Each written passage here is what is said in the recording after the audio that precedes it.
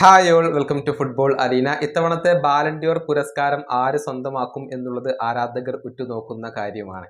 ഒരുപാട് പേരുകൾ ഉയർന്നു കേൾക്കുന്നുണ്ട്. പോർച്ചുഗൽ താരമായ വീറ്റീഞ്ഞയ്ക്ക് പലരും സാധ്യതകൾ കൽപ്പിക്കപ്പെടുന്നുണ്ട്. FC ബാഴ്സലോണയുടെ യുവ സൂപ്പർ താരമായ ലാമിൻ യമാലിന് സാധ്യതകൾ കൽപ്പിക്കപ്പെടുന്നുണ്ട്. അതുപോലെ തന്നെ റാഫീഞ്ഞയുടെ പേര് ഉയർന്നു കേൾക്കുന്നുണ്ട്. അതുപോലെ തന്നെ ഡെംബലക്ക് വലിയ സാധ്യതകൾ കൽപ്പിക്കപ്പെടുന്നവർ ഒരുപാടുണ്ട്.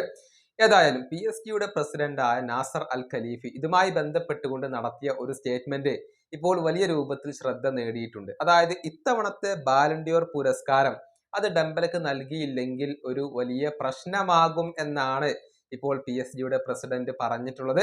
അദ്ദേഹത്തിന്റെ വാക്കുകൾ ഇങ്ങനെയാണ്: ഇത്തവണത്തെ ബാലൻഡിയോർ പുരസ്കാരം ഡെംബലക്ക് ലഭിച്ചിട്ടില്ലെങ്കിൽ അതൊരു പ്രശ്നമാകും. അദ്ദേഹത്തിന്റെ സീസൺ നോക്കൂ, അത് അത്ഭുതകരമായ ഒരു സീസൺ തന്നെയാണ്. അതുകൊണ്ട് തന്നെ അദ്ദേഹമാണ് ബാലൻഡിയോർ നേടേണ്ടത് എന്ന കാര്യത്തിൽ യാതൊരുവിധ സംശയങ്ങളും ഇല്ല. അദ്ദേഹത്തിന് ലഭിച്ചിട്ടില്ലെങ്കിൽ അവിടെ ഒരു പ്രശ്നം ഉണ്ടാകും. ഇതാണ് നാസർ അൽ ഖലീഫി പറഞ്ഞിട്ടുള്ളത്. എന്തായാലും ഡെംബലക്ക് നൽകണം എന്നുള്ള ഒരു നിലപാടാണ് അദ്ദേഹം എടുത്തിട്ടുള്ളത്. പക്ഷേ വോട്ടിങ്ങിലൂടെയാണ് ഇത് തീരുമാനിക്കുന്നത്. ആര് സ്വന്തമാക്കും എന്നുള്ളതൊക്കെ കാത്തിരുന്നു കാണേണ്ട കാര്യമാണ്. ഡെംബലയെ സംബന്ധിച്ചിടത്തോളം ഇതൊരു അത്ഭുതകരമായ സീസൺ തന്നെയാണ്. നമുക്കറിയാം, ആകെ 49 മത്സരങ്ങളാണ് അദ്ദേഹം കളിച്ചിട്ടുള്ളത്. 33 ഗോളുകളും 15 അസിസ്റ്റുകളും അദ്ദേഹം സ്വന്തമാക്കിയിട്ടുണ്ട്. യുവേഫ ചാമ്പ്യൻസ് ലീഗിൽ 8 ഗോളുകളും 6 അസിസ്റ്റുകളും അദ്ദേഹം സ്വന്തമാക്കിയിട്ടുണ്ട്.